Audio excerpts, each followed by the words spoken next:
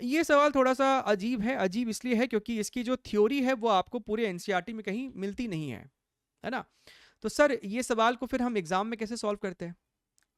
अगर आपने केमिस्ट्री में पढ़ा है that I do not know, लेकिन अगर हम फिजिक्स की बात करें तो आपको ये एनसीईआरटी में नहीं है। और जब भी वो लोग कोई थियोरेटिकल क्वेश्चन पूछते हैं तो 99.9% टाइम वो एनसीईआरटी के बीच से ही उठाई जाती है। यहां पे तकलीफ है, कम ऑन, यहां पे तकलीफ है।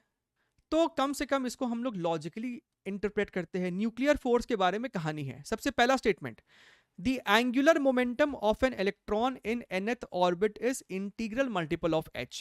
ये तो 100% श्योर है कि सही स्टेटमेंट है ना। mvr equals to NH by 2 pi, आप बहुत टाइम से पढ़ते आ रहे हो, ठीक है।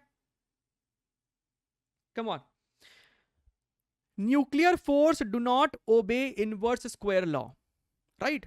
देखिए इलेक्ट्रोस्टैटिक मतलब कि आपका जो कूलम्ब फोर्स है वो आपको इनवर्स स्क्वायर लॉ फॉलो करता है, उसके अलावा कुछ भी नहीं है। Coulomb law and gravitational force वाला। न्यूक्लियर फोर्स आपको बड़ा ही कॉम्प्लेक्स इक्वेशन होता है उसका। तो ये वाला स्टेटमेंट भी सही है कि वो इनवर्स लॉ नहीं फॉलो करता है, square law. Sir nuclear forces are spin dependent, sir ये तो बड़ा वियर्ड सा है, इसके ऊपर कमेंट कर पाना बड़ा ही मुश्किल है, ठीक है। हम ये देखते हैं कि सर ए और बी तो हम श्योर है, चलो हम ऑप्शन के साथ खेलते हैं। ए और बी इसमें दिख रहा है, ए और बी इसमें दिख रहा है, यानी कि सर ऑप्शन नंबर 2 और 4 तो नहीं हो सकता। ऐसे हमको समझ में आ गया। अच्छा, अब देखते हैं, nuclear forces are central forces and charge independent forces, charge independent forces. Sir ये वाला स्टेटमेंट के बारे में हम श्योर है कि न्यूक्लियर फोर्स जो है वो चार्ज इंडिपेंडेंट होता है। प्रोटॉन प्रोटॉन के बीच में हो, प्रोटॉन न्यूट्रॉन के बीच में हो, न्यूक्लियर फोर्स सर सेम लगता है।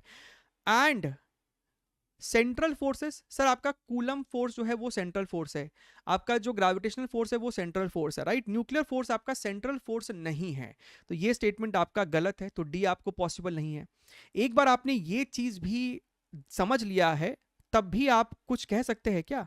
डी आपको पॉसिबल नहीं है, तो यहां पे डी है, तो ये वाला ऑप्शन पॉसिबल नहीं है। मतलब जो ऑप्शन आपका बच रहा है ऑप्शन नंबर 3 वही आपका सही जवाब होगा। एक और देख लेते हैं, stability of nucleus is inversely proportional to the value of packing fraction, right. आपका जो स्टेबिलिटी है, जितना आपको टाइट है वो उतना ज्यादा स्टेबिलिटी आपको यहाँ पे है। सो कहीं ना कहीं हमको ऐसा लग रहा है कि yes sir we can even go with this particular statement, right.